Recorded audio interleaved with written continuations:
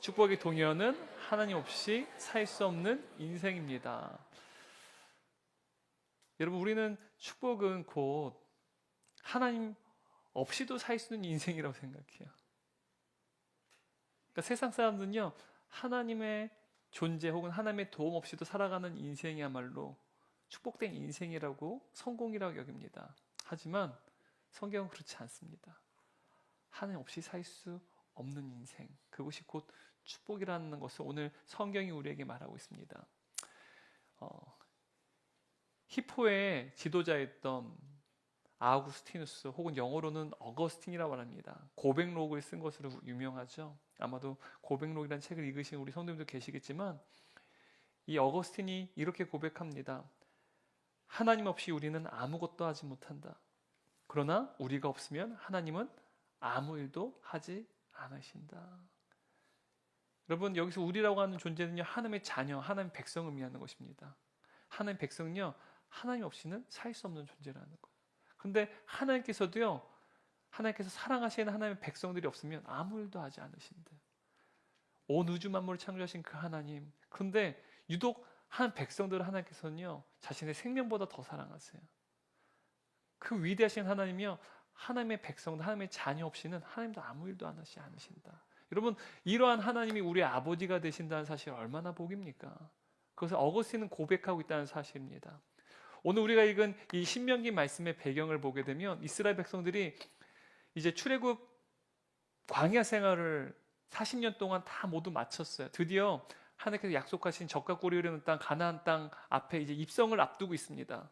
지금 모세는요, 느보산에 올라서 지금 가나안 땅을 바라보고 있습니다. 우리가 성서지 연구 가시게 되면 이스라엘뿐만 아니라 이스라엘 건너편에는 요르단까지 가게 됩니다. 요르단에 가게 되면 이 느보산, 모세가 올랐던 느보산이 있는데요, 이 느보산에서 보게 되면 이 가나안 땅이 드넓은 풍경이 그냥 한눈에 들어옵니다. 여리고서부터요, 그리고 시기가 좋을 때에는 저 높은 유대 산지에 있는 예루살렘과 그 예루살렘 바로 옆에 있는 베들레헴까지도 보입니다. 그러니까 이스라엘의 한눈에 들어오는 그 광경을 내다보며, 지금 모세는 앞으로 이스라엘 백성들이 이제 가나안 땅에 들어가서 하나님께 약속하신 그 땅에 들어가서 어떻게 살지에 대해서 이야기하는 내용이 바로 신명기입니다. 그런데 여러분, 이 이스라엘 백성들은 지난 시간 동안 430년 동안 애굽에서 살았어요. 그래서 애굽 땅에 대해서 너무 잘 압니다. 하지만 지금까지 단 한 번도 가나안 땅은 들어가 본 적이 있을까 없을까요? 늘 하나님께 약속하신 땅이 가나안 땅인 사실은 알지만 한 번도 들어가 본 적이 없는 거예요. 그래서 지금 이 모세는 이스라엘 백성들이 가나안 땅의 특징에 대해서 이야기하는데요, 여러분, 이 가나안 땅에 대해서 성경은 뭐라고 말합니까? 젖과 꿀이 흐르는 땅. 아마 우리는 굉장히 유명하게도 이 용어를 사용하며 가나안 땅을 이해합니다. 우리가 잘 알듯이 성경도 그렇게 말하고 있어요. 9절 말씀 함께 읽겠습니다. 또 여호와께서 너희 조상들에게 맹세하여 그들과 그들의 후손에게 주리라고 하신 땅, 곧 젖과 꿀이 흐르는 땅에서 너희의 날이 장구하리라. 여러분, 여기서 이 젖과 꿀이 흐르는 땅이라고 했을 때 여러분 어떤 이미지가 연상되십니까? 젖과 꿀이 흐르는 땅, 굉장히 풍요롭고 비옥한 땅이라고 하는 이미지가 여러분 우리 가운데 있지 않습니까? 근데 여러분, 이 가나안 땅도 젖과 꿀이 흐르는 땅일지 모르지만 이스라엘 백성들이 살았던 애굽 땅, 특히 이 유대인들이 거주했던 애굽의 이 고센 땅은요, 굉장히 비옥한 땅이었습니다. 이집트도 굉장히 비옥한 땅이었다는 사실이죠. 그래서 성경을 보게 되면 굉장히 특이한 한 말씀이 있는데요, 이스라엘 백성들이 광야 생활을 할 때 다단과 그리고 아비라임이라고 하는 사람이 모세에게 반역을 하고 또 모세에게 비난을 합니다. 그 사건이요, 민수기 16장에 기록되어 있는데요, 민수기 16장 13절 말씀 함께 읽도록 하겠습니다. 다단과 아비라임이 모세에게 반역을 저지르면서 비난하는 내용인데요, 읽겠습니다.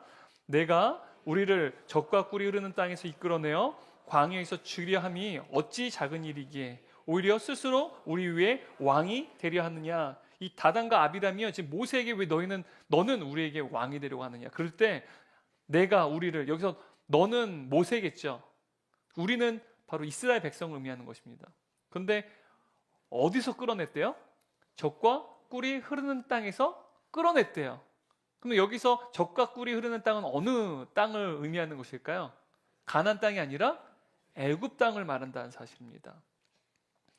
그러므로 여러분, 사실 이 애굽 땅도 굉장히 젖과 꿀이 흐르는 땅이에요. 가나안 땅도 젖과 꿀이 흐르는 땅이라고 하나님께서 성경책에 말씀하시지만 사실 애굽 땅도 젖과 꿀이 흐르는 땅이라는 사실입니다. 굉장히 비옥하고 번영을 일구는 땅이었다는 사실입니다. 그러니까 인간의 눈으로 봤을 때는요, 애굽 땅도 가나안 땅도 젖과 꿀이 흐르는 땅입니다. 하지만 그 두 땅은요, 본질적으로 다른 땅이라는 사실이에요. 왜냐하면 성경은 이런 풍요에 대해서 인간이 생각하는 풍요의 관점이 아니라 성경이 말하는 풍요의 관점이 전혀 다르기 때문이에요. 그러니까 우리가 생각하는 풍요와 번영은요, 성공을 의미해요. 그죠?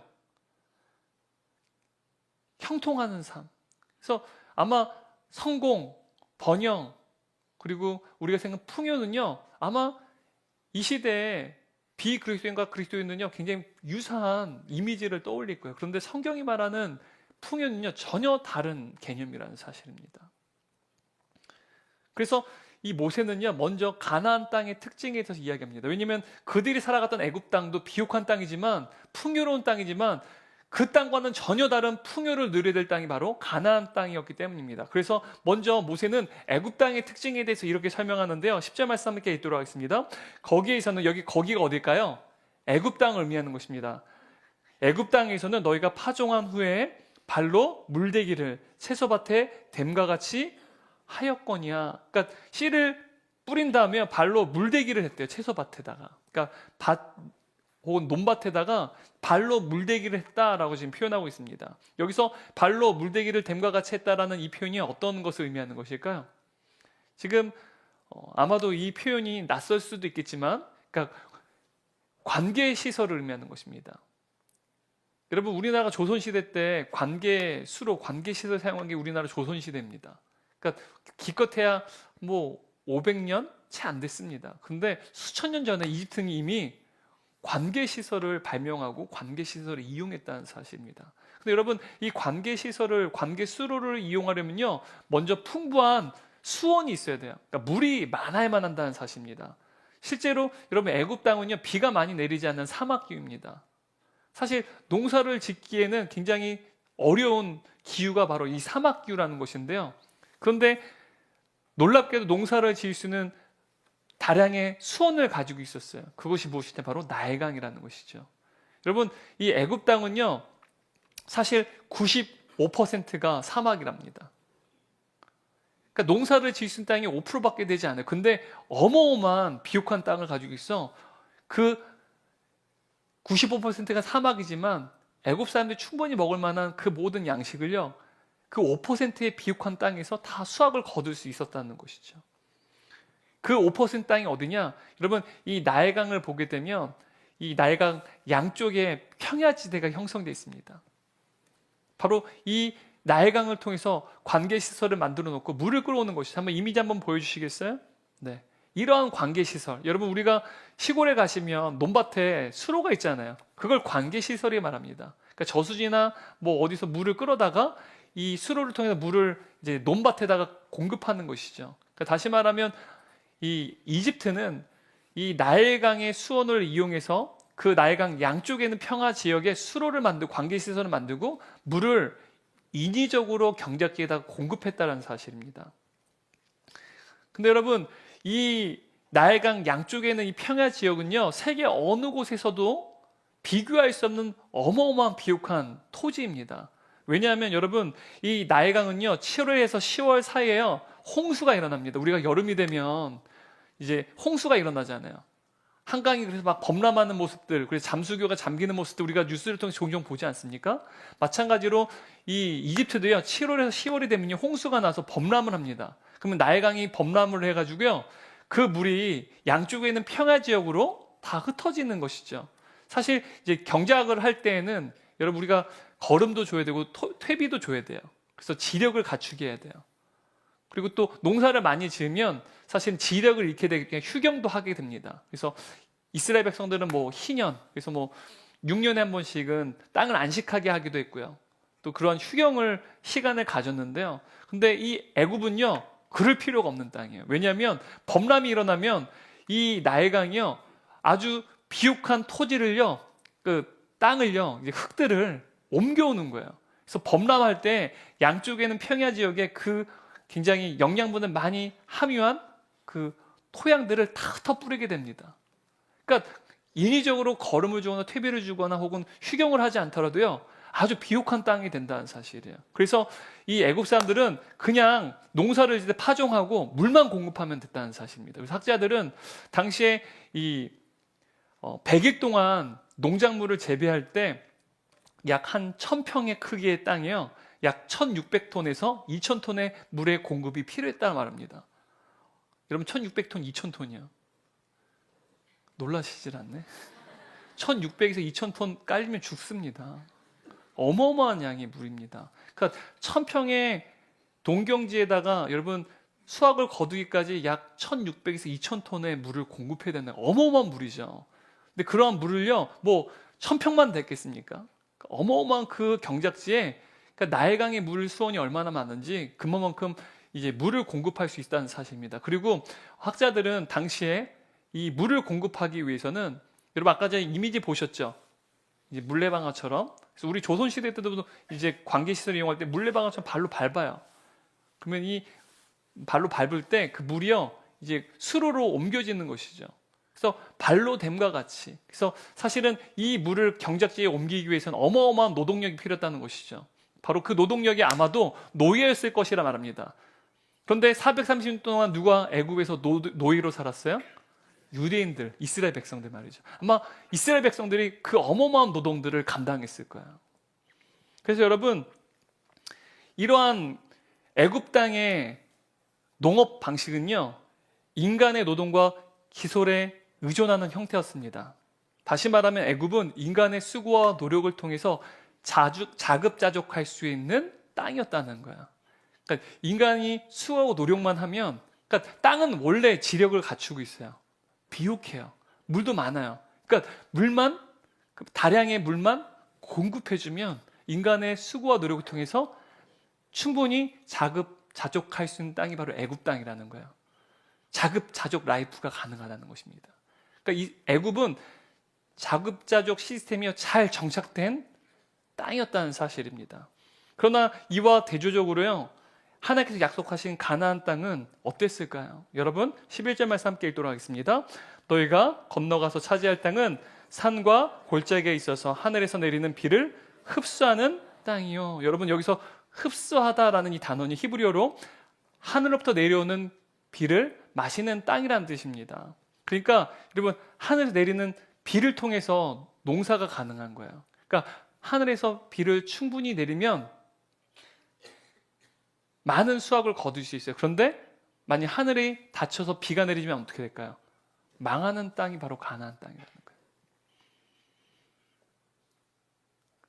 애굽은 인간의 수고와 노력으로 살 수 있는 땅이에요. 애굽은 인간의 수고와 노력으로 살 수 있는 인생이에요. 그런데 가나안 땅은요, 인간의 수고와 노력으로 살 수 없는 땅, 인간의 수고와 노력으로 살 수 없는 인생이 바로 가나안이라는 사실입니다. 여러분 이미지 한번 보여주시겠어요? 이 가나안 땅, 현재 팔레스틴 땅인데요, 이스라엘 영토죠. 지금 보시게 되면 중앙에 보면 중앙산지가 남북으로 쫙 펼쳐져 있어요. 녹색 보이시나요?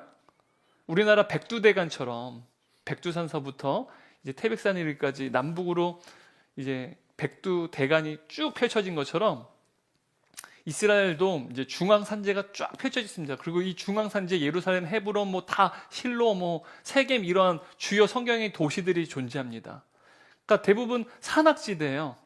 그래서 농사를 지을 수 있는 땅이 굉장히 20%도 되지 않습니다. 그러니까 농사를 지을 수 있는 땅은요, 지금 보시면 왼쪽에 지중해 쪽에 있는 이 해안가에 있는 평야 지역밖에는 농사가 불가능했다고 합니다. 그러니까 오늘날 과학기술이 발달된 이스라엘도요, 약 20%밖에는 농사를 지을 수 있는 땅이 없대요. 약 한 20%만 농사 지을 수 있다는 거예요. 지금은 워낙 과학기술이 발달해서 광야에도 오아시스를 만들어요. 물 파이프 수도관을 연결해가지고요, 광야 땅은요 비옥합니다. 물이 없어서 농사를 짓지 못해요. 그래서 물을 공급해서 경작지를 만든 것이죠. 그러니까 오늘날에는 유대 광야에서도 농사를 지을 수 있어요. 그런데도 전체 면적의 약 20%만 농사를 지을 수 있다는 거예요. 여러분 고대 시대는요, 얼마나 농사를 지을 수 있는 땅이 제한됐겠습니까? 게다가 여러분 이 가나안 땅은요, 이집트의 나일강처럼 많은 사람들을 먹여 살릴 수 있는 수원이 없었어요. 근데 여러분 가나안 땅 하게 되면, 이스라엘이 거했던 가나안 땅 하면 어떤 강이 떠오르세요?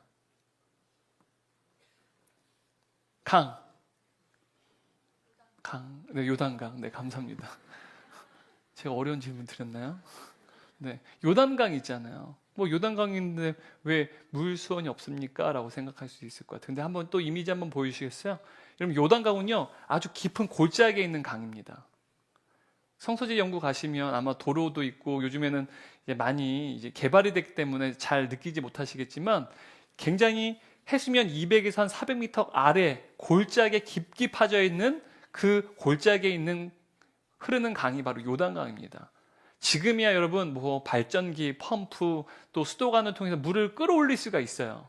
근데 고대 시대에는 여러분 이 해수면보다 약 200, 400m까지 더 내려가는 저 깊은 골짜기에서요, 관계 시설을 만들어서 물을 끌어올릴 수 있는 방법이 없는 거예요. 그래서 뭐 농업용수라든지 생활용수로 사용할 수가 없었어요.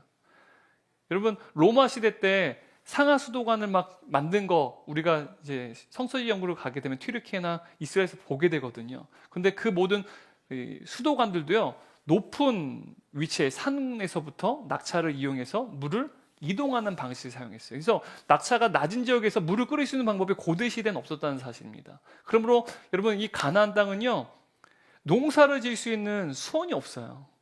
강을 이용할 수 없다는 사실이죠. 그래서 여러분 이 가나안 땅, 우리는 젖과 꿀이 흐르는 땅으로 부르고 있고 이해하고 있지만, 사실은 굉장히 살기 힘든 자연 환경에 척박한 땅이 바로 이 가나안 땅이었다는 사실입니다. 그래서 여러분 이 가나안 땅은요, 자주 기근이 일어났어요.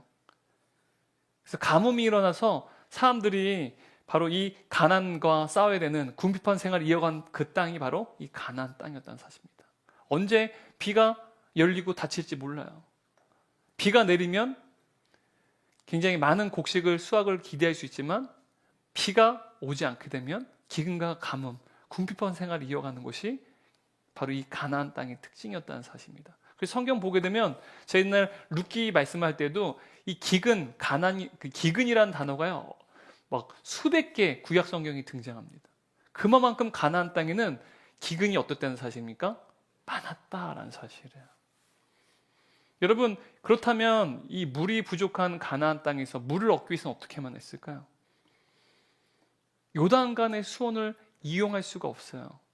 그럼 어떻게 그들은 물을 얻을 수 있을까요? 오직 하늘의 비만 의존할 수밖에 없었다는 사실입니다. 14절 말씀 함께 읽겠습니다.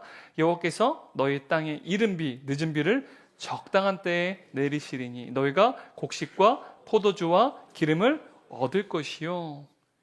바로 하늘에 비가 내리게 되면 곡식을 수확할 수 있는 것이죠. 오직 하늘의 비만 의존할 수 있는 땅, 그 땅이 바로 젖과 꿀이 흐르는 가나안 땅이었다는 것입니다. 아마도 여러분 지금 신명기는요, 이스라엘 백성들이 아직 가나안 땅에 입성하지 않았어요. 지금 요단강 건너편에서 느보산에서 지금 가나안 땅을 모세가 내려다보고 있지 않습니까? 그러니까 아마 하나님께 약속하신 젖과 꿀이 흐르는 땅이 가나안 땅이라고 여겼을 때, 이스라엘 백성들은 어떠한 땅을 떠올렸을까요? 그들이 경험한 땅은 어느 땅입니까? 430년 동안 애굽 땅밖에 경험한 적이 없어요. 근데 여러분 애굽 땅은 어때요? 진짜 젖과 꿀이 흐르는 땅이에요. 인간이 수고만 하면 충분히 살 수 있는 땅이 어느 땅입니까? 애굽 땅이라는 거예요. 그냥 물만 공급하면 돼요. 그냥 물만 열심히 퍼담으면, 그러면 그냥 농사가 저절로 많은 수확을 거둘 수밖에 없는 땅이 바로 애굽 땅이었다는 거예요. 그래서 아마도 가나안 땅도 애굽과 같이 젖과 꿀이 흐르는 비옥한 땅일 것이라고 여겼을 것인 것이죠. 하지만 실제로 가나안 땅 어때요? 인간이 생존하기엔 너무도 힘든 척박한 땅이었다는 거예요. 실상 우리가 생각하는 젖과 꿀이 흐르는 땅이 아니었다는 것입니다. 하늘이 닫히면 기근과 가뭄으로 인해서 궁핍한 생활을 해야 됐던 바로 생존하기 버거운 땅이 바로 이 가나안 땅이었다는 사실이에요. 여러분, 그렇다면 여러분, 이 적과 꿀이른다는 이 말은 거짓말 아닙니까? 이 가나안 땅을 살아간다는 것, 얼마나 이 터전이요 최악의 터전 아닙니까? 만약 여러분 애굽 땅이 있고 가나안 땅이 있어요. 여러분 어느 땅을 사시겠어요? 네? 여러분 여기 다 뭐 100이면 100, 애굽 땅 사세요, 가나안 땅 사세요. 가격이 똑같아요. 100%다 애굽 땅만 사실 거예요. 애굽 땅 다 동날 겁니다. 여러분 애굽의 라이프가 더 좋으세요? 가나안 라이프가 더 좋으세요?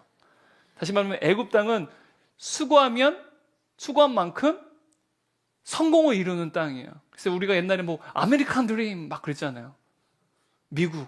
지금도 미국이라는 나라는 수고하면 그 결과 성공을 거두는 땅이라고 우리는 생각하잖아요. 근데 여러분 이 가나안 땅은요 수고해도 어때요? 인간이 아무리 수고하고 노력해도요 살 수 없는 땅이 바로 가나안 땅이라는 거예요. 가나안 라이프예요. 여러분 어느 인생이 더 좋으세요? 애굽 라이프가 좋으세요? 가나안 라이프가 좋으세요? 네? 애굽 라이프가 더 좋으시죠? 그죠? 왜 대답을 안 하세요? 제가 어려운 질문 드린 거 아닌데. 지금 제가 이 질문 드리는 게 지금 설교를 잘 듣고 계시는가?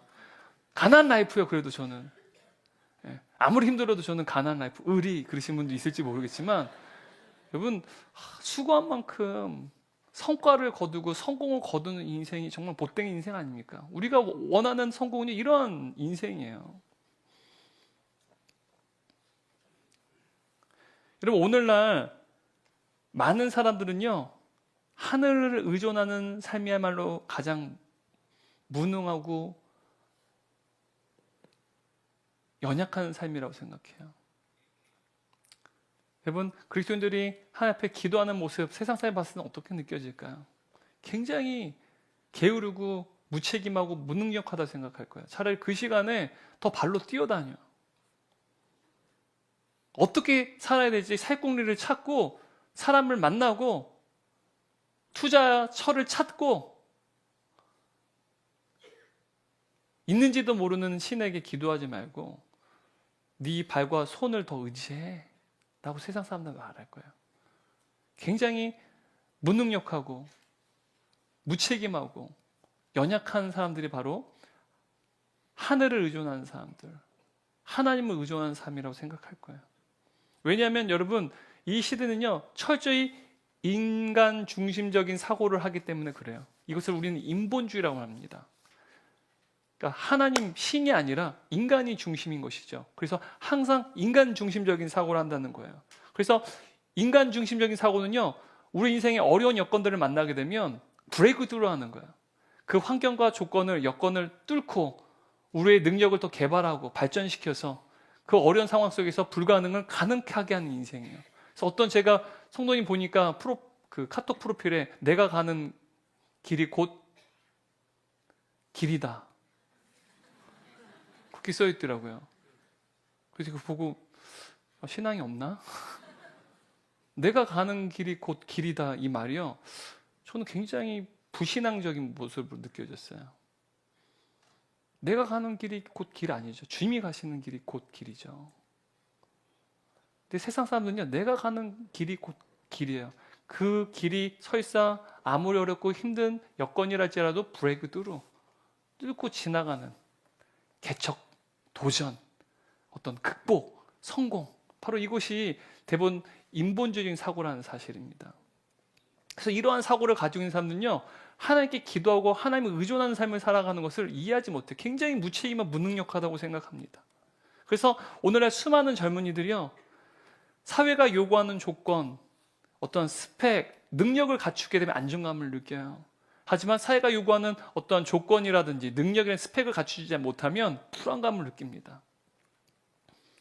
여러분 사실 이러한 내가 사회가 요구하는 조건이나 스펙이나 능력을 갖추면 안정감을 느끼고 그렇지 않으면 불안감을 느끼는 것은요 사실은 하나님의 백성답지 않은 삶을 살아가는 거예요. 왜요? 우리가 스펙과 능력과 어떤 여건을 갖추기만 하면 요구하는 것들을 다 갖추면 하나님 없어도 된다는 거예요. 자급자족이 가능한 것입니다. 한편으로는 내가 사회가 요구하는 어떠한 자격이라든지 조건이라든지 스펙이라는 능력을 갖추면 불안감을 느껴요. 그 또한 여러분 하나님 없이 사는 삶입니다. 왜요? 불안이라고 하는 두려움이라는 것은 내가 하려고 하기 때문에 불안과 두려움을 느낀다는 거예요. 하나님이 하실 줄 믿으면요 불안과 두려움이 있지 않습니다. 근데 여러분 우리가 생각하는 이상적인 인생은요 우리 인생이 일어나는 기근의 문제, 가뭄의 문제, 결핍의 문제를요 우리 스스로 극복할 수 있는 삶이라는 사실이에요. 우리가 충분히 통제할 수 있고 우리가 원하는 결과를 이루는 삶이요 우리가 생각하는 이상적인 삶이에요. 그래서 우리가 원하는 노력을 했는데도 불구하고 원하는 결과를 얻지 못했을 때 그토록 비통해하는 것 아닙니까? 왜요? 내가 수고한 만큼 결실을 얻는 것이 이상적인 인생이기 때문에 그래요. 하늘이 돌봐주지 않아도 하나님께 도와주시 않아도 내 능력으로 충분히 내가 원하는 결과를 이뤄내는 인생. 바로 이러한 인생이 우리가 이상적 생각하는 젖과 꿀이 흐르는 인생이라는 사실이에요. 어쩌면 저와 여러분 모두가요 내가 스스로 통제하고 내가 스스로 극복해 내 능력으로 내 인생을 개척하기를 바라는 마음을 아마 신앙은 생활은 하시지만 이러한 젖과 꿀이 흐르는 인생을 살기를 애쓰시는 성도님도 계실지 모르겠어요. 근데 여러분 하나님께서 약속하신 젖과 꿀이 흐르는 땅은요 이러한 땅이 아닙니다. 자급자족의 땅이 아니에요. 수고와 노력으로 살 수 있는 땅이 아닙니다. 인간의 수고와 노력으로 살 수 없는 땅, 하나님 없이 살 수 없는 인생이 바로 하나님께서 약속하시는 젖과 꿀이 흐르는 땅이라는 사실이에요. 수많은 부모님들이 자식들이 좋은 대학에 가면 좋은 직장에 취업하게 되고 좋은 직장에 취업하게 되면 많은 높은 연봉을 받고요. 그래서 노후가 안정될 것이라고 생각해요. 또 좋은 조건의 배우자를 만나서 결혼을 하게 되면 행복한 결혼 생활을 하게 될 거라 생각해요. 이 땅의 부모님들과 자녀들이 스스로 자신의 둘러싼 인생의 모든 환경과 조건을요 뚫고 지나갈 수 있는, 극복할 수 있는 그러한 능력을 갖추기를 원한다는 사실이에요. 다시 말하면 부모님 자식들이 자급자족할 수 있는 능력을 갖추기를 원한다는 사실. 그래서 학원에도 보내고 좋은 대학에 보내고 좋은 직장에 취업하고 좋은 배경을 가진 배우자를 만나는 그 모든 것들에 대해서 관심을 갖는다는 사실이에요. 하지만 여러분 하나님께서 하나님의 자녀들에게 원하시는 삶이 이런 삶이 아니라는 거예요. 자급자족하는 삶이 아닙니다. 어떠한 어려운 환경 속에서도 우리의 능력으로 극복하는 삶 물론 필요하죠. 하지만 자급자족하는 삶은 아니라는 거예요. 좋은 대학 가고 좋은 직장에 취업해가지고요 노후가 또 자녀들의 출세가 보장되는 그런 인생을 살아가는 것이 하나님께서 원하시는 인생 아니라는 거예요. 하나님께서 원하시는 인생은요 하나님 없이 살 수 없는 인생이에요. 인간의 수고와 노력만으로는 살 수 없는 인생. 내 삶에 하나님이 없으면 그 인생은 아무런 의미가 없는 인생. 바로 그 인생이 하나님께서 하나님의 백성들에게 원하시는 인생이라는 사실이에요. 만일 저와 여러분 가운데 사회가 요구하는 조건이라든지 능력의 스펙을 갖고 있지 않아서 불안하시다거나 또 사회가 요구하는 조건이나 스펙이나 능력을 갖추고 있어서 안정감을 갖는다든가 이러한 마음이 안정감과 불안감과 그 사이에서 왔다 갔다 만일 여러분 그 사이를 지금 계속해서 움직이고 있다면 여러분 우리가 지금 하나님 앞에 먼저 나아가서 우리의 관계가 하나님과의 그 관계가 우리와 하나님과의 그 관계가 건강한지 여부를 한번 측정하셔야 돼요. 여러분 우리가 막 화재 경보기 있어요. 그죠? 연기가 일어나면 화재 경보기가 타라라랑 울려요. 그죠? 우리에게도 영적 경보기가 있어요. 그 영적 경보기가 뭐냐면 불안감과 두려움이 일어나는 거예요. 우리 안에 하나님이 계실 때는요 불안과 두려움이 일어나지 않습니다. 샬롬, 평강이 이르게 된다는 사실이에요. 그때 내 안에 평강이 아니라 두려움과 불안이 가득할 때는요 지금 내가 주님 안에 거하고 있지 않다는 뜻이에요. 예수님께서 저와 여러분에게 이렇게 말씀하시는데요. 요한복음 14장 27절 말씀인데요. 함께 읽겠습니다. 곧 나의 평안을 너에게 주노라. 내가 너에게 주는 것은 세상이 주는 것과 같지 아니하니라. 너희는 마음에 근심하지도 말고 두려워하지도 말라. 주님께서요 우리에게 평강을 주신대요. 평안을 주신대요. 그 평안은요 세상이 준 거 다르대요. 그래서 예수님이 우리 안에 거하실 때요 우리는 두려워하지 않고 또한 우리는 근심하지 않다는 사실. 근심하는 것, 두려워하는 것은요, 사실 영적인 사인입니다. 내가 주님 안에 거하고 있지 않다는 사인이에요. 여러분, 하나님께서 함의 자녀들에게 약속하시는 적과 꿀이 흐르는 땅은요, 이 세상의 혹독한 조건을 극복하고 번영을 일궈내는 자급자족의 삶이 아니에요. 하나님께서 우리에게 원하시는 삶은요, 철저히 하나님을 의존하는 삶입니다. 하나님 없이는 안 되는 삶. 철저히 하나님을 의존해야 되는 삶. 바로 그것이 하나님께서 하나님의 자녀들에게 약속하신 적과 꿀이 흐르는 땅이라는 거예요. 저와 여러분이 살아가는 인생이라는 사실이에요. 결핍과 또한 여러 가지 기근과 삶의 어떤 문제들이 우리 가운데 너무도 많이 일어나요. 근데 그것이 가나안 땅이라는 거예요. 하나님께서는 이 모든 결핍 가운데 무엇을 요구하는 것입니까? 우리의 수고와 노력으로 극복하는 인생을 살아가는 게 아니라 하나님 없이는 살 수 없는 인생을 살아내기를 요구하신다는 사실입니다. 여러분, 그래서 하나님께서는 이스라엘 백성들에게 그들이 하나님을 의존할 때 하나님께서 그들의 필요를 채우실 것을 약속하시는 14절 말씀 함께 읽겠습니다. 여호와께서 너희 땅에 이른 비 늦은 비를 적당한 때에 내리시리니 너희가 곡식과 포도주와 기름을 얻을 것이요. 여러분, 하나님께서요, 하늘의 비밖에는 의존할 수밖에 없어요. 하늘만 의존할 수 있는 땅이 가나안 땅이라고 말씀드렸어요. 그런데 이른 비와 늦은 비를 적당한 때에 하나님께 내리시겠다고 약속하세요. 철저히 하나님의 은혜로 살아가는 땅이 바로 가나안 땅이라는 거예요. 하나님께서 적당한 때에 비를 내리신대요. 그래서 지금도 여러분 가나안 땅, 이스라엘 땅 가잖아요. 이른 비와 늦은 비가요, 아주 무슨 정교한 기계처럼은요, 딱딱 내려야만 씨를 뿌릴 수도 있고 수확을 거둘 수도 있어요. 이따가 조금 말씀드릴게요. 그러니까 하나님의 은혜로만 살 수 있는 땅이 바로 가나안 땅이라는 거예요. 여러분, 고대 농경 사회에서는요, 수확과 파종을 이루는 절대적인 요건이 바로 강수량이었습니다. 비라는 사실이에요. 근데 여러분, 이 가나안 땅의 1년 강수량, 이스라엘 땅의 1년 강수량은요, 우리나라의 40분의 1도 되지 않습니다. 우리나라 1년 강수량의 40분의 1도 되지 않는데요. 그러니까 비가 별로 오지 않는 사막 기후가 바로 이 가나안 땅이라는 사실이에요. 다시 말하면 여러분, 하나님께서 이스라엘 백성들이 약속하신 적과 꿀이 흐르는 땅, 이 가나안 땅은요, 물질적인 풍요의 땅이 아니라 사실은 영적인 풍요를 약속하는 땅이었다는 거예요. 바로 이 적과 꿀이 흐르는 가나안 땅은요, 오직 하나님만을 의지하고 철저히 하나님만을 섬기기에 적합한 땅이 바로 가나안 땅이에요. 너무 척박한 땅입니다. 하지만 하나님만 의존하고 하나님만 섬기기엔 너무도 적합한 땅이 바로 이 가나안 땅이었다는 거예요. 왜냐하면 이 가나안의 생존은요, 오직 하늘의 비를 주관하신 하나님만 의존해야만 가능했기 때문이에요.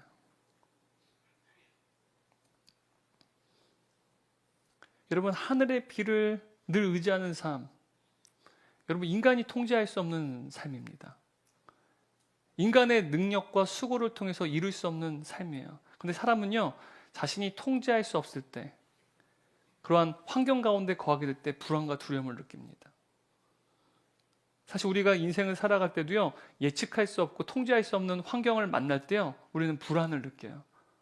우리가 이미 이 코로나 팬데믹 때 이미 경험하지 않았습니까? 뭐 기업도 예측할 수 없고 정부도 예측하지 못해요. 그래서 우리가 굉장히 얼마나 불안하고 두려운 인생을 살았습니까? 코로나 자체가 아니라 그 환경이 굉장히 어려운 거예요. 그래서 여러분, 이 하버드 대학교의 심리학 교수인 앨런 랭어라고 하는 교수가요, 이렇게 말을 합니다. 인간에겐 실제로 자신이 통제할 수 없는 상황에 대해서도 그것을 통제할 수 있다고 믿는 본능적인 심리 기제가 있다. 통제할 수 없는데 인간은요, 통제할 수 있다고 믿는 심리 기제가 본능적으로 있다는 사실이에요.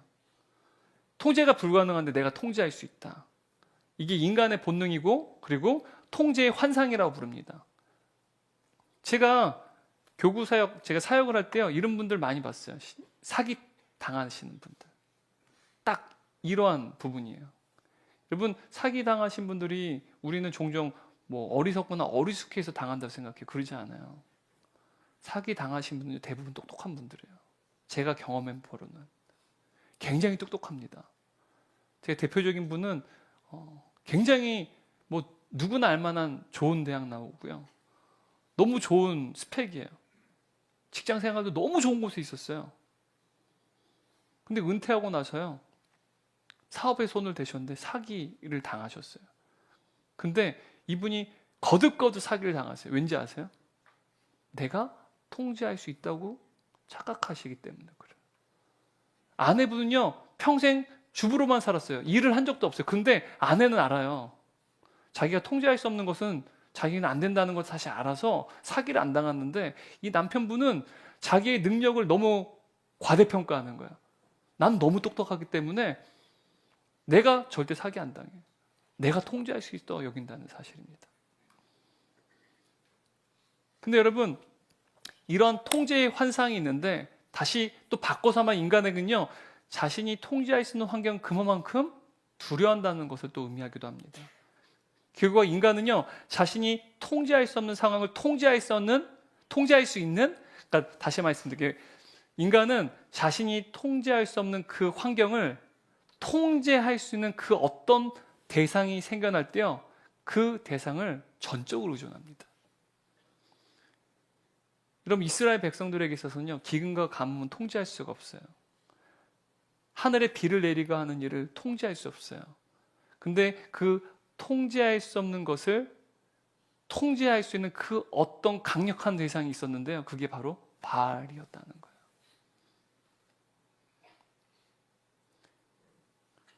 여러분, 이스라엘 백성들이 왜 하나님께 약속하신 그 가나안 땅에 들어가서 하나님이 아니라 왜 그토록 바알 숭배에 매혹되었습니까?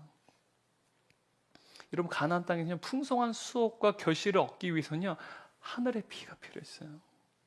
바알은 풍요와 번영, 그리고 땅의 많은 생산력을 주관하는 바로 하늘의 비를 주관하는 신이 바로 이 바알이었다는 사실입니다. 바로 하늘의 비를 주관하기에 번영과 번성과 성공과 또한 땅의 많은 결실을 주관하는 신이기에 이 바알은요, 가나안 땅의 최고의 신이 될 수밖에 없었다는 사실입니다. 그리고 이 가뭄이라고 하는, 인생의 기근이라고 하는 이 문제를 급하게 꺼야 되는 이스라엘 백성들에게 있어서는요, 이 바알이라고 하는 신은 너무나 매력적인 대상이었다는 것입니다. 하늘에 비가 내리지 않으면 망하는 땅, 그 가나안 땅에서 그 통제할 수 없는 비를 통제하는 그 대상이 바알이었기에, 여러분, 이 유대인들은요, 이스라엘 백성들은 바로 이 바알 숭배에 매진하게 되었다는 것이죠. 게다가 여러분, 이 바알 숭배가 더 매력적인 이유는요, 이 바알은요, 윤리 도덕적인 것을 요구하지 않습니다. 죄 문제에 대해서도 전혀 문제 제기하지 않습니다. 우리가 지난주에 그리스 로마 신화를 통해서도요, 뭐 제우스 남봉꾼이라고 말씀드렸잖아요, 그죠? 그래서 그리스 로마의 신들은요, 윤리 도덕 요구하지 않아요. 뭐 인간의 죄 문제 요구하지 않아요. 왜냐하면 신조차도요, 윤리 도덕적이지 않기 때문에 그래요. 마찬가지로 바알 신도요, 윤리 도덕적이지 않습니다. 단지 삶의 번영과 성공을 이루기 위해서 제사만 잘 드리면 되는 거예요. 그래서 여러분, 바알 신앙은요, 철저히 물질적으로 성공과 번영을 추구하는 신앙이라고 말할 수 있어요. 근데 여러분, 오늘날 이 시대에 바알 신앙이 있어요. 바로 성공주의 신앙입니다. 일명 기복 신앙이라고도 말해요. 많은 사람들이요, 성공과 번영을 꿈꿉니다. 비그리스도인도 그리스도인도 말이죠. 내가 수고하고 노력했기 때문에, 그래서 그 수고와 노력만큼 우리는 결과를, 수확을 얻기를 원한다는 거예요. 이게 번영이죠. 그리고 성공이죠. 그리고 성공한 사람들은 이 세상에 소수예요. 그리고 그 사람들을 바라보며 우리도 또 다른 성공을 바라는 인생이 바로 우리가 살아가는 이 사회입니다. 세상이라는 사실이죠. 근데 여러분, 우리의 신앙생활 안에서도요, 이러한 성공주의 신앙이 광범위하게 영향을 미친다는 사실입니다. 우리의 신앙생활 가운데 여러분, 우리가 끈질기게 기도해요. 하나님께 우리의 기도를 응답해 주시길 간절히 원하며 기도합니다. 근데 여러분, 우리가 기도할 때 우리가 지체되거나 하나님께서 응답하시지 않는 것도 응답이라는 사실을 간과할 때가 많아요.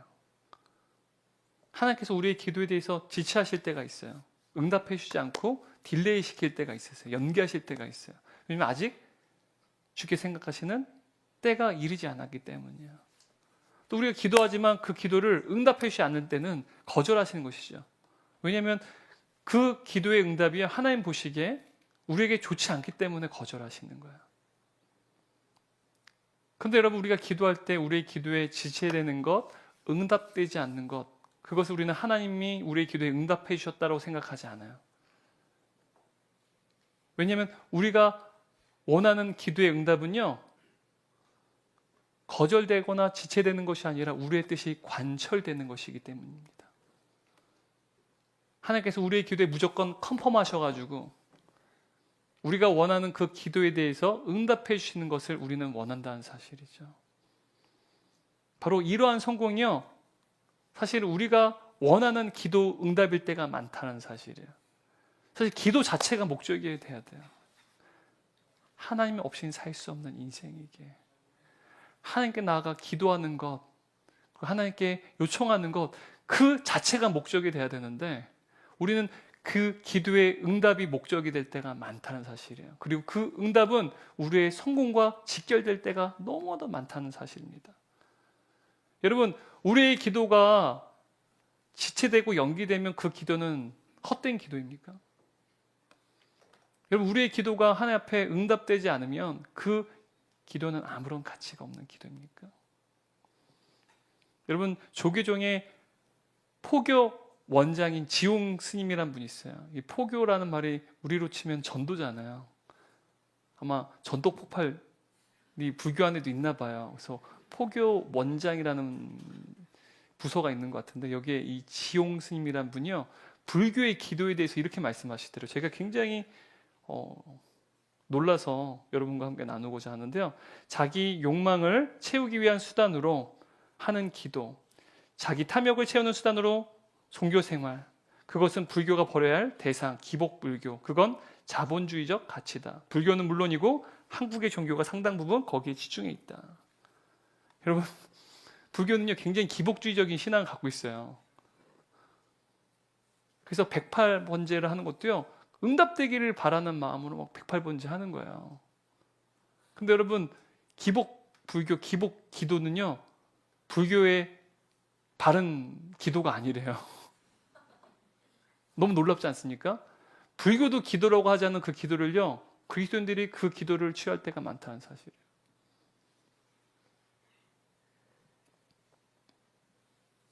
여러분, 우리가 인생을 살아갈 때 인생에 우리가 통제할 수 없는 불확실성을 만날 때가 있어요. 사업이 어려워져요. 갑자기 질병이, 고통이 찾아옵니다. 인생의 결핍의 문제가 발생하는 것이죠. 그때요, 인생의 기근이 찾아오는 거예요. 그때 우리의 영혼은요, 마치 그 사막 기후의 그 광야가요, 여름에 너무 건조해서 쫙쫙 갈라지듯이 우리의 영혼도 쫙쫙 갈라지고 메말라지게 된다는 사실이에요. 이러한 인생의 가뭄을 닥치게 될 때 여러분, 우리 어떻게 됩니까? 어떻게 해야 돼요? 우린 그때에도 하나님 없이는 살 수 없는 거예요.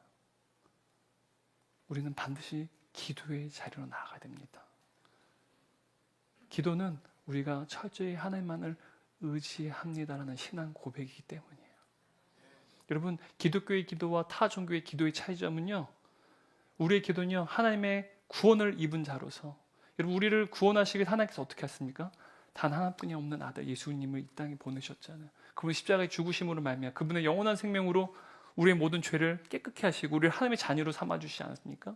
그로 인해서 하나님께 구원을 입은 저와 여러분은요, 이제는 하나님의 자녀가 되는 거예요. 그리고 하나님은 우리의 아버지가 되시는 것이죠. 바로 기도는요, 하나님 아버지와 하나님의 자녀라는 그 관계를 기초로 하는 거예요. 그 관계, 여러분, 우리의 아버지가 하나님이세요. 그리고 우리는요, 하나님께서 자신의 생명보다도 더 값지게 여기신 하나님의 자녀한 사실이에요. 그 관계 때문이요, 우리는 하나님께 당당하게 나아가 구할 수 있다는 거예요. 그게 기도라는 사실입니다.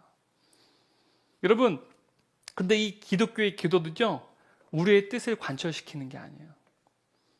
하나님의 주권을 인정하는 것입니다. 내 기도가 설사 지체되고 응답되지 않을지라도 하나님의 뜻이, 하나님의 시야가 더 넓고 크고 깊음을 저는 믿습니다. 우리 주님이 반드시 나를 선하게 인도하시는 나의 아버지 되심을 믿습니다. 영원한 생명을 주시기까지 나를 사랑하신 아버지시기, 나를 반드시 선하게 인도하실 줄 믿습니다. 그렇게 여러분, 우리의 생각이 하나님의 뜻에 맞춰지도록 하는 그 과정이 바로 기도라는 거예요. 여러분, 우리가 하나님의 자녀의 사실을 인식하고 나를 사랑하신 그 하나님 아버지를 향해서 그 주님 없이 살 수 없음을 믿고 주님을 의지하며 주님께 나아가 기도할 때 하나님께서 우리를 반드시 돌보신다고 약속하세요. 12절 말씀 함께 읽습니다. 내 하나님 여호와께서 돌봐주신 땅이라. 연초부터 연말까지 내 하나님 여호와의 눈이 항상 그 위에 있느니라. 여러분, 연초부터 연말까지 여호와께서 저와 여러분을 지키신대요. 여러분, 이 가나안 땅은요, 이른 비와 늦은 비가 있어요. 앞에서 살펴봤듯이 말이죠. 여러분, 이 이른 비는요 10월부터 12월 초까지 내립니다. 여러분, 제가 미국 유학 가니까요, 미국은 1학기가 가을 학기예요. 우리나라는 봄 학기가 1학기잖아요. 바뀌었어요. 마찬가지로 이 가나안 땅은요, 이스라엘 땅은요, 우리가 봄에 농사를 시작하는데 가을에 농사를 시작해요. 그러니까 한 해의 첫 비를 이른 비, 바로 10월에서 12월 초에 내리는 비를 이른 비라고 말합니다. 그러면요, 이 가나안 땅의 기운이 고온 건조의 기후, 삼옥기후입니다. 그래서 여름에는요, 땅이 메마르고 딱딱 쫙쫙 갈라져요. 근데 그 땅은요, 뭐 농사를 지을 수가 없어요. 근데 이른 비가 내리게 되면 그 딱딱한 땅이 촉촉해집니다. 부드러워진다는 거예요. 그러면 땅을 농부들이 개간하고요, 거기에 씨를 파종하면 씨가 뿌리를 내리고 발아하기 시작합니다. 성장하기 시작한다는 거예요. 그래서 이른 비가 내리지 않으면 농사를 시작할 수 없어요. 그리고 이른 비가 적당한 때에 안 내리면요, 농사가 불가능해요. 그리고 여러분, 이 늦은 비는요 3, 4월에 내리는 비입니다. 봄에 내리는 비인데요, 이 비는요 수확 직전에 꼭 필요한 비가 바로 이 늦은 비예요. 늦은 비가 제때에 내리지 않으면요 곡식이 충분히 여물지 않아서 수확을 해도요 결실이 없게 되는 거예요. 그래서 이 가나안 땅에서는 이른 비와 늦은 비가 파종과 수확의 절대적인 요건이었다는 사실이에요. 근데 하나님께서는요, 이 가나안 땅에서 하나님의 돌보심, 바로 이 이른 비와 늦은 비가 적시에 내림으로 하나님의 돌보심이 이루어지게 된다고 약속하시는 거예요. 적시에. 그러므로 여러분, 가나안 땅은요 성공이 보장된 땅이 아니라요, 하나님의 돌보심이 약속된 땅이에요. 하나님께서 우리를 돌보시겠다. 내가 너희를 돌보겠다. 성공이 보장된 게 아닙니다. 내가 반드시 너희를 돌볼 것이다. 바로 그 약속이 보장된 땅이 바로 가나안 땅이요, 하나님의 백성의 삶이라는 사실이에요. 14절 15절 말씀 읽겠습니다. 여호와께서 너희 땅에 이른 비 늦은 비를 적당한 때에 내리시리니 너희가 곡식과 포도주와 기름을 얻을 것이요 또 가축을 위하여 들에 풀이 나게 하시리니 내가 먹고 배부를 것이라. 여러분, 여기서 14절 보면 적당한 때에 내리게 하신다. 이 적당한 때라는 말이요, 그것의 때, 즉 그 비의 때라는 뜻입니다. 이게 신약 성경에 보게 되면 카이로스라는 뜻이에요. 카이로스, 하나님이 정하신 때. 바로 하나님께서 생각하시는 완벽한 그 타이밍이요, 우리의 인생에 이른 비와 늦은 비를 공급하시겠다. 내가 너희를 돌보겠다라고 말씀하신다는 거예요. 여러분, 하나님께서는요 1년 12달, 아니 항상 여호와의 눈이 저와 여러분을 주목하여 보고 계세요. 그리고 우리가 생각하는 타이밍이 아니라요, 크고 깊고 더 넓으신 그 하나님께서 생각하시는 가장 완벽한 타이밍에 우리 인생의 모든 결핍과 가뭄을 해결하는 이른 비와 늦은 비를 우리에게 내리시겠다고, 돌보시겠다고 하나님께서 약속하고 계시다는 사실이에요. 바로 그때가 바로 완벽한 때라는 사실이에요. 우리의 기도가 응답되는 그때도요, 하나님께서 정하신 완벽한 그 타이밍에 반드시 이른 비와 늦은 비로 우리의 기도에 응답하실 줄 믿습니다. 여러분, 결론이에요. 축복의 동요는요, 하나님 없이는 살 수 없는 인생입니다. 여러분, 하나님께서 온 우주 만물을 창조하시고 온 우주 만물을 지금도 다스리고 계세요. 근데 그분의 다스림이요, 제한적인 거 아십니까? 제한적으로 다스리세요. 12절 말씀 다시 한번 읽겠습니다. 내 하나님 여호와께 돌보아 주신 땅이라. 연초부터 연말까지 내 하나님 여호와의 눈이 항상 그 위에 있느니라. 하나님께서 돌보신대요. 가나안 땅을요. 그리고 내 하나님 여호와의 눈이 항상 그 위에 있대. 그 위가 누굴 거야? 한 백성 위에 있겠다는 거야. 가나안 땅 위에 있다는 거예요. 근데 여러분, 하나님께서는요, 이스라엘 백성들이 애굽의 노예를 살 때 애굽 백성들을 다스리지 않으셨어요. 그들을 돌보시지 않았습니다. 오히려 그들에게는 심판을 내리셨어요. 하나님께서 하나님 백성들을 구원하시기 위해서 그들을 출애굽하십니다. 그리고 그들이 40년 동안 광야 생활을 했어요. 근데 하나님께서요, 비옥한 땅, 젖과 꿀이 흐르는 땅인 애굽 땅에 거하지 않으셨어요. 황폐한 땅에 있는 광야 한가운데 하나님의 백성인 이스라엘과 함께 하셨어요. 곡식을 파종할 수도 없고 수확을 거둘 수 없는 그 황폐한 광야 가운데 하나님께서는요, 날마다 1년 12달을 바로 하나님의 백성을 지키시고 돌보시기에 날마다 만나로 그들을 공급해 주셨어요. 낮에는 구름 기둥, 밤에는 불 기둥, 그들과 함께 하셨다는 사실이에요. 여러분, 하나님께서는요, 오직 하나님의 백성들, 하나님의 자녀들만 돌보십니다. 이것이 바로 저와 여러분이 가지고 있는 어마어마한 축복이라는 사실입니다.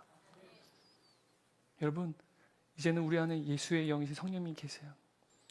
우리가 예수님을 나의 구주로 고백한다는 것, 바로 예수님이 나를 위해서 십자가에 죽으시고 나를 구원하신 하나님을 사실 믿는 것입니다. 바로 그 성령님이 우리 안에 거하신다는 뜻은요, 하나님께서 우리를 얼마나 사랑하시는지, 그분의 영원한 생명을 아끼지 아니하셨다는 놀라운 하나님의 사랑의 증표요, 우리를 영원히 돌보셔야 되는 사랑의 또한 약속이기도 합니다. 바로 성령이 우리 안에 거하신다는 것.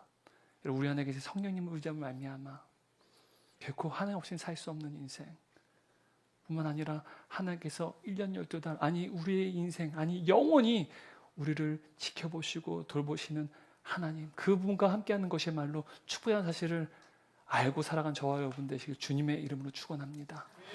기도하겠습니다. 사랑하는 주님,